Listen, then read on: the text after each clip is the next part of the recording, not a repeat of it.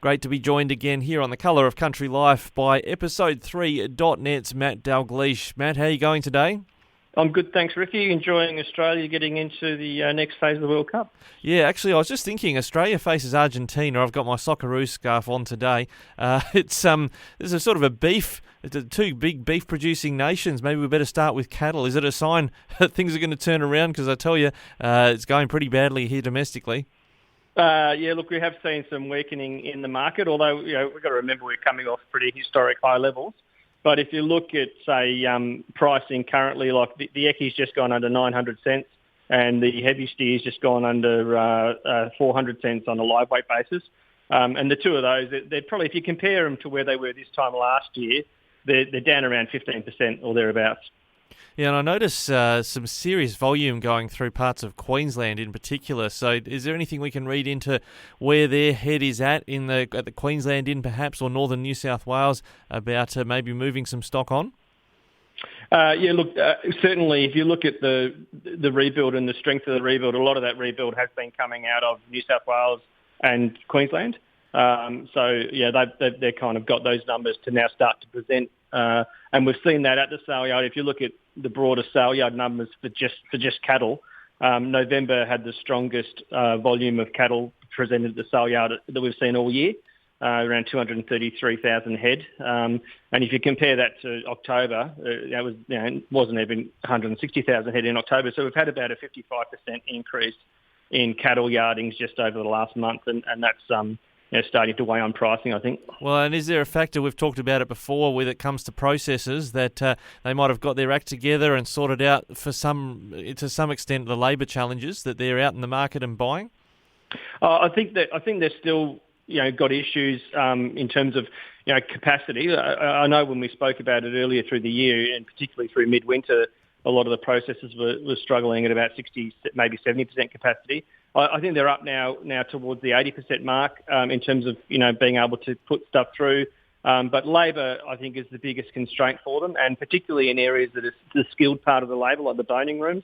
I believe that they're having difficulty still finding staff there, and that's an ongoing concern. As this herd grows and as the flock grows as well, we're going to start turning off more and more animals. Like we're planning to slaughter, I think it's 6.6 million head of cattle this year. But the normal level we would slaughter would be 7.5, 8 million head. So as we grow this herd and flock, we are going to require more kind of focus on the ability to process. All right, and when we look at the sheep side of the equation, the spring flush was pushing the prices up as it usually does. But I tell you, we're sort of flushed out now. There's a sniff of summer. We're heading back down again. That's right, yeah. And Victoria is the main state that presents a lot of the lambs, and they've been a bit slow to start with the spring flush for October. Numbers presented at Victorian yards are running below the average trend, but by mid-November they started to kind of hit average numbers, and now we're creeping above. And if you look at a similar, I guess, analysis to the cattle at the sale yard that I spoke about earlier, November for sheep and lamb numbers in terms of sale yard throughput was the strongest month all year as well. We had nearly 1.4 million head of sheep and lamb presented across all the sale yards in the country. And that's up about nearly 30% on October. So again, we're starting to see those sale yard numbers come through for sheep and lamb, and that's pressuring price as well. Well, I noticed just on the numbers, looking at the trade lamb indicator, what you're saying there's backed up. I mean, Hamilton had a real flush, 6,000 head on the 7-day rolling average, whereas Wagga, that's usually top of those charts, down to 3,700. They got a pricing premium, and Hamilton, the price tanked.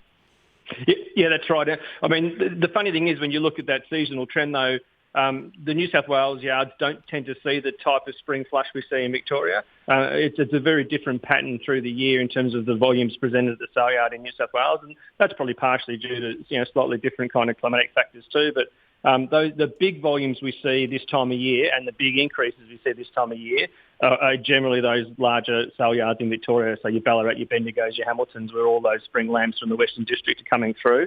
And that's, as we said, that's pressuring price too. So the Eastern States Trade Lamb Indicator just yesterday slipped under 700 cents, and that's down I think it's down around 150 cents from where it was this time last year, so or about 20% lower. So, those numbers are starting to impact price.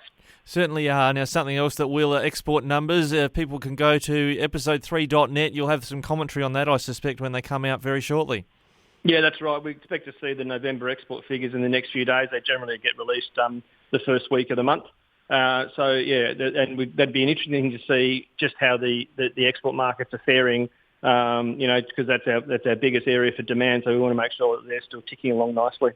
All right, again, thanks, Matt Dalgleish from episode3.net. Great to have you with us today on Flow. Cheers, Rikki.